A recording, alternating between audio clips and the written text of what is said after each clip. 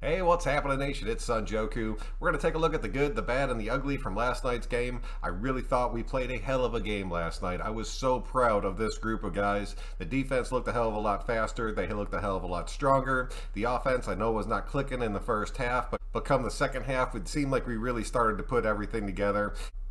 We came from behind and we fought back in this game, and we went toe-to-toe with a damn playoff team, and we ended up beating them in the overtime in dramatic fashion. That is the kind of shit that gets your team the momentum they need to keep pushing forward and being able to start stacking wins. But we did end up taking some serious hits last night, so I do want to jump into that. That's going to be the ugly part of this. So we're not going to waste too much time. We're going to go ahead and jump straight into it. If you are new to the channel, if you think about subscribing, I really do appreciate that. We will start with the ugly. Pretty much the ugliest thing that happened last night is we lost Denzel Good for the entire season. That sucks.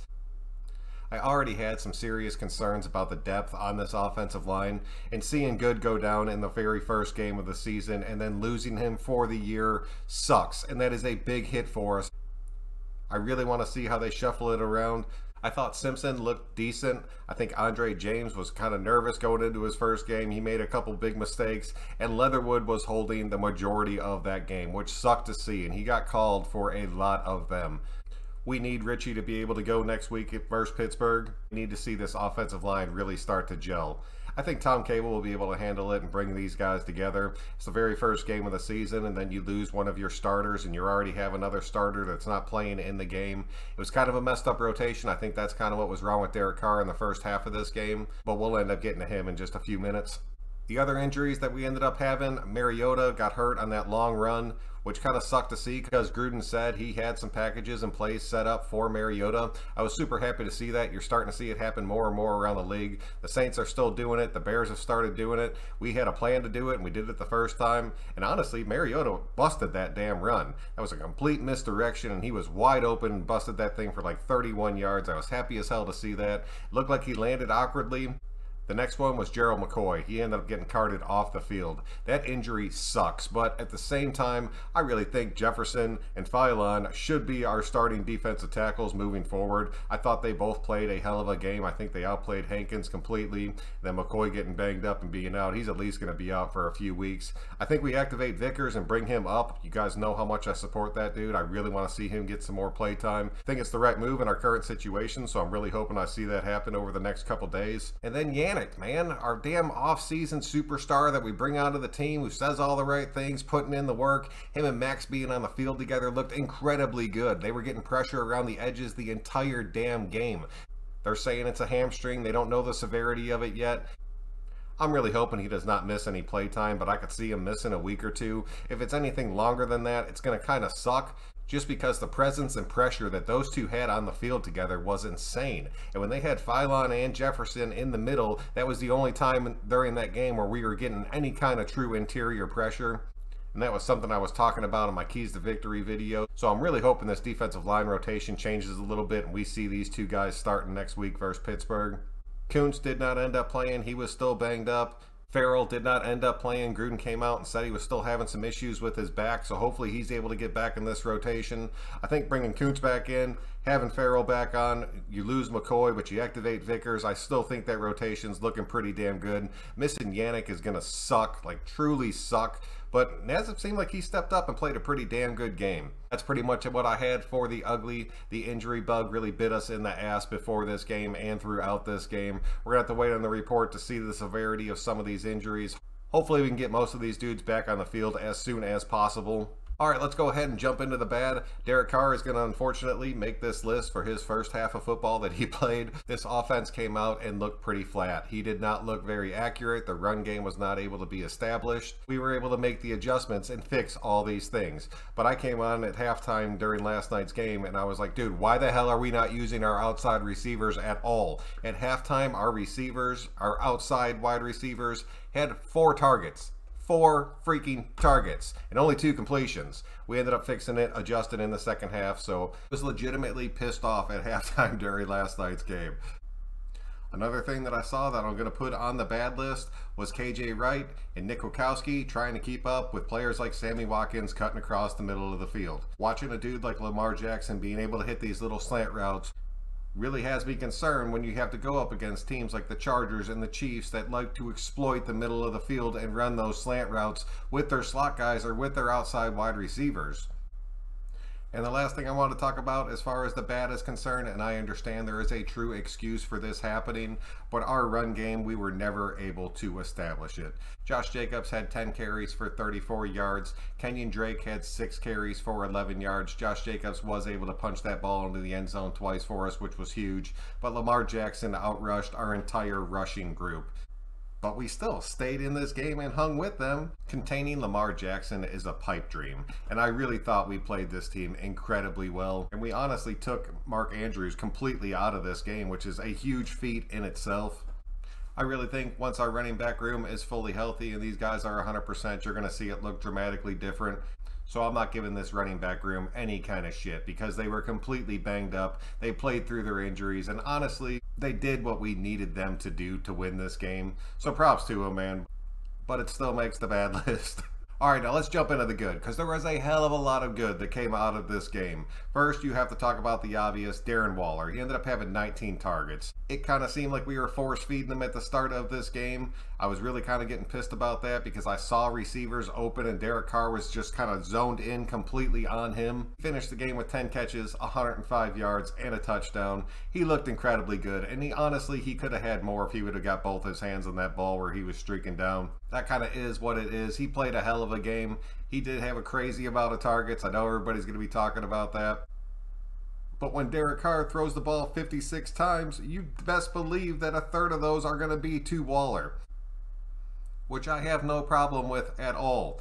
Next, we will jump into Derek Carr, because if you would have told me that Derek Carr would have been the passing leader at the end of week 1, I would have told you were freaking crazy. That man threw for 435 freaking yards and 2 touchdowns. Yes, he ended up having a pick, but he threw the ball 56 times. He understood that the run game was all banged up.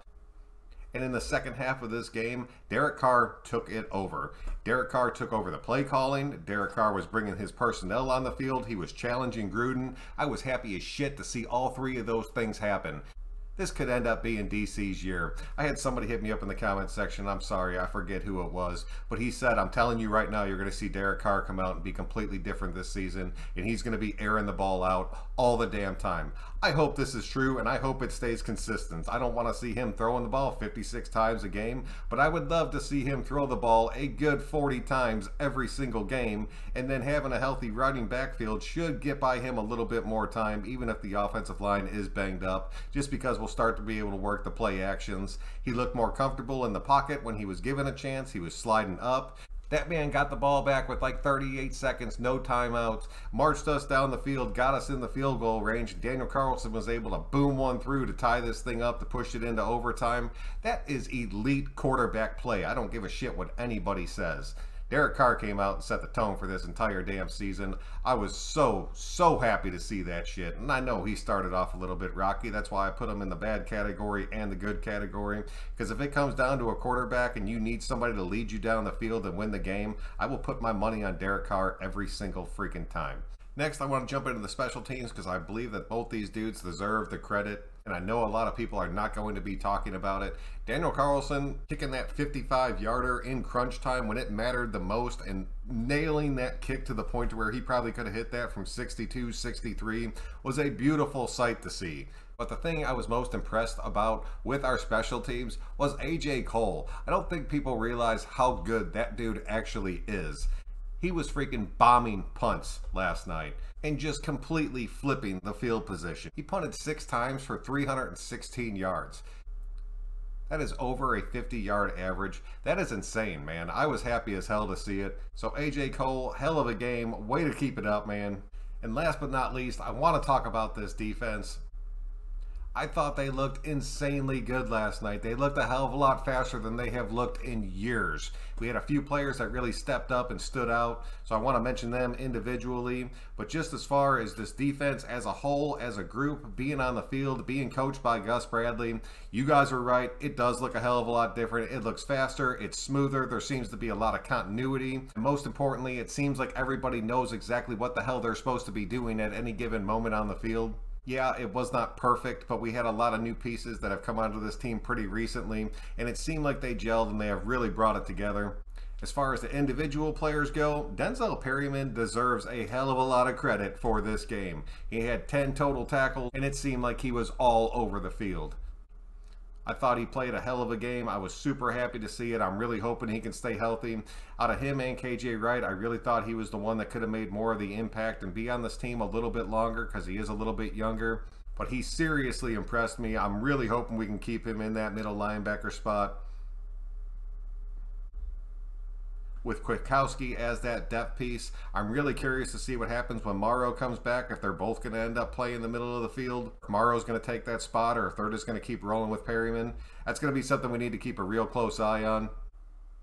The next player I want to talk about was Carl Nassib. I really thought he played an incredibly strong game. After Yannick went down, him and Max were pretty much locking down those edges for the remainder of the game. He was getting pressure, he was playing well against the run, and he ended up getting that strip sack when we needed it the most. I feel like Carl Nassib has kind of settled into this system. I think he really likes playing underneath Gus Bradley. I think he might end up having a pretty damn good year for us. I don't want to jinx it right off the bat because I know it's only one game, but if Yannick's going to be out for a couple weeks, we're going to be seeing a pretty heavy dose of Carl Nassib, and if he can continue to do what he did this past week and bring the intensity level that he brought, I will take that all damn season. Whether he's the starter or just the rotational piece coming in, I'm really curious to see if he can keep it up. But he played a hell of a game, so Nassib, props to you, man. Next is Jonathan Abram. I know he didn't do anything special or crazy, but he didn't get penalized at all. He had 9 total tackles. It seemed like he was kind of always in the right spot at the right time. He seemed like his attitude was toned down a little bit, but his focus was at an incredibly high level. I really liked what I saw out of Jonathan Abram. I know we didn't see him too much in the coverage game, but I think that was by design. And finally, we have to talk about Max Crosby. This dude played such an intense fucking game last night. 6 total tackles, 2 sacks, and more QB pressures than you could count. And he played incredibly stout in that run game. Out of everybody on that defensive side of the ball, Max Crosby and Perryman stood out the most to me, with Max having the best damn game that I've seen him have in a long time, just as far as playing from start to finish and being able to make plays in the pass game and in the run game and getting just consistent pressure the entire damn time. Even when Yannick was out of the game and not drawing the double teams, Mad Max was still getting in there, raising hell on the majority of the defensive plays. He played lights out last night. We need that consistency to continue, especially since we are banged up as far as that rotation is going to be. So that's pretty much what I have for you guys tonight. Let me know if you agree or disagree, or let me know if you'd put anybody in some different categories out there. I really like doing this style of video as far as my post game goes, just so you can look at it from all different angles. There is no such thing as a perfect game. A win is a win, and this was a huge freaking win to start the year for us. Now we have to go to Pittsburgh. They have a hell of a defense out there.